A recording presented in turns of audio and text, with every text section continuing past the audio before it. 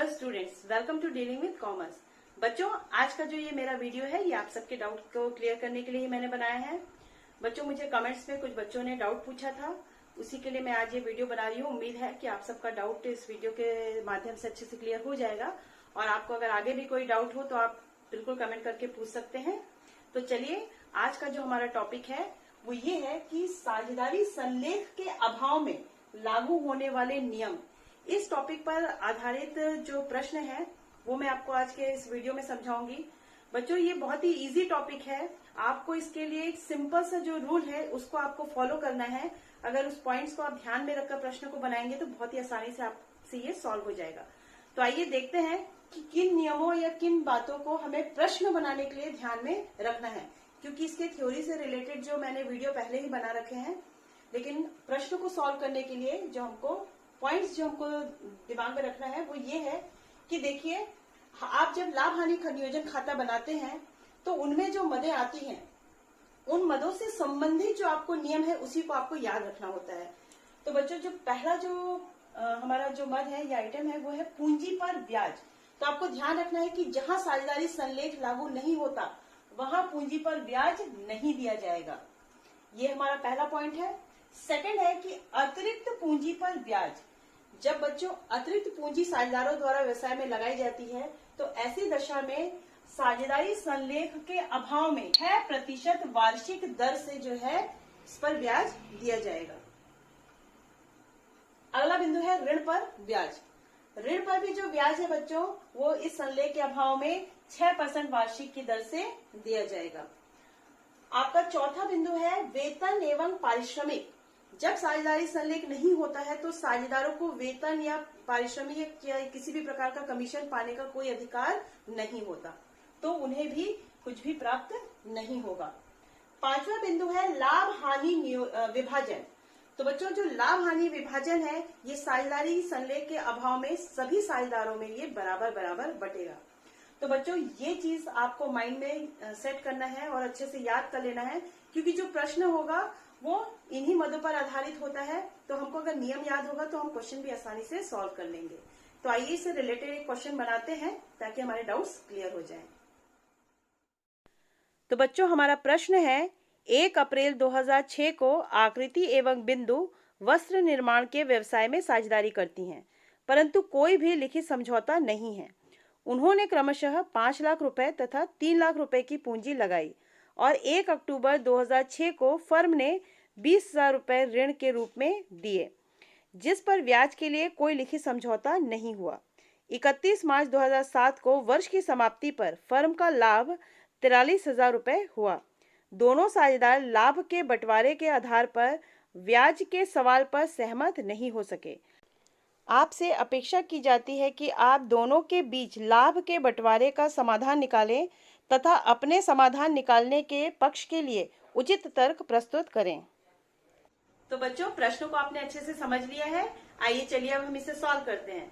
तो बच्चों, यहाँ पर प्रश्न में कई बार ऐसा होता है कि बहुत सारी बातें दी गई रहती हैं, लेकिन वो हमारे सॉल्यूशन से कोई मतलब नहीं रखती।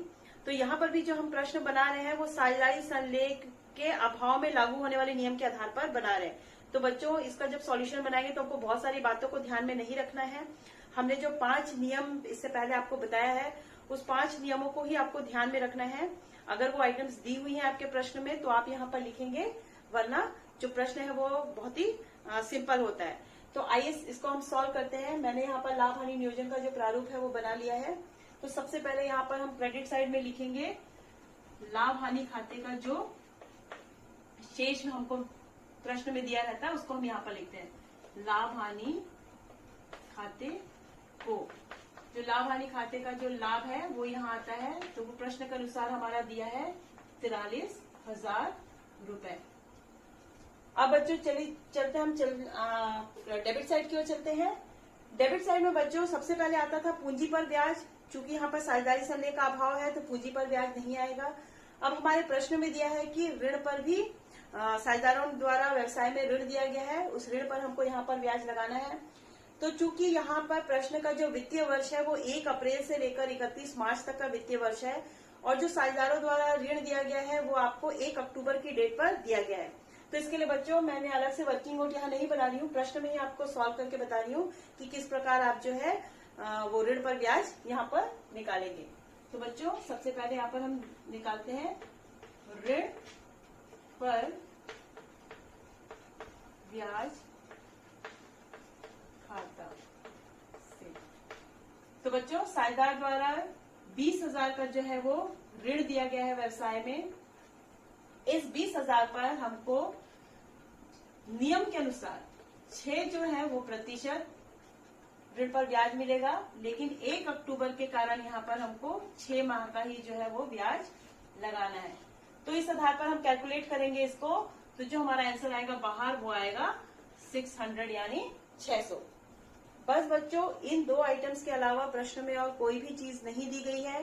तो अब हम क्या करेंगे, इस खाते को यहाँ करते हैं हम बंद। हम यहाँ पर टोटल जो है वो ले लेते हैं 43,000।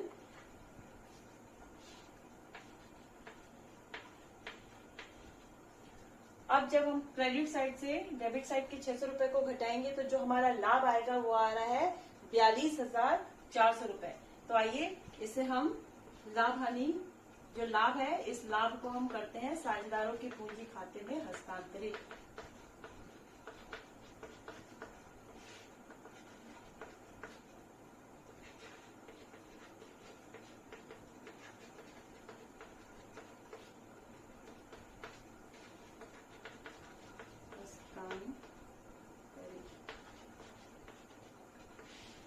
तो बच्चों लाभ जो है वो साझेदारों के पूंजी खाते में हस्तांतरित हो रहा है। यहाँ पर 2 साझेदार हैं हमारे, आकृति और बिंदु। आकृति और बिंदु। अब बच्चों जो हमारा यहाँ पर लाभ आया था वो आ रहा था 42,400 रुपए। यहां तक तो हमने प्रश्न बना लिया है। अब इस 42,400 को इन दोनों साझेदारों में किस अनुपात में बांटा जाए। तो बच्चों जहां पर साझेदारी संलय का अभाव होता है वहां पर साझेदारों में जो लाभ है वो बराबर बराबर बांट दिया जाता है। तो आइए दोनों को जब हम बराबर बराबर लाभ को वितरण करेंगे तो हमारा आकृति को प्राप्त होगा 21,200 रुपए और बिंदु को भी प्राप्त होगा 21,200 रुपए। तो बच्चों इस प्रकार जो है हमारा लाभ हानि नियोजन खाता बनकर तैयार होता है। तो देखिए बहुत ही सिंपल है, आपको सिर्फ कुछ नियमों को ध्यान में रखना है। अगर आप रूल्स को नियमों को याद कर लेंगे तो आपको प्रश्न बनाना जो है वो बहुत ही आसान हो जाएगा। तो उम्मीद करती हूँ बच्चों आपके डाउट्स अच्छे से क्लियर हो गए होंगे। और भी आपको अगर कोई डाउट्स हो तो आप बिल्कुल कमेंट बॉक्स में जाकर मुझसे पूछ सकते हैं। धन्यवाद।